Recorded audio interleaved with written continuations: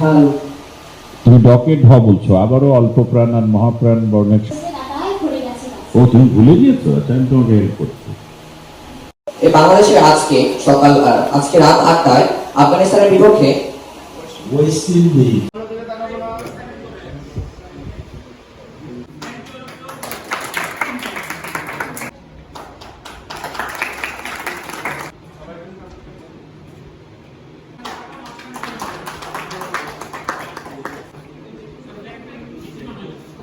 ইস্পাহানি মির্জাপুর বাংলাদেশ ষষ্ঠ বর্ষের কুমিল্লা অঞ্চলের বাছাই পর্ব এই মতো দিয়ে শেষ হয়ে গেল এবং আমরা পেয়ে গেছি আজকের দিনের সেরা 5 বাংলাদেশকে, যারা ঢাকায় সরাসরি স্টুডিও রাউন্ডে খেলবে।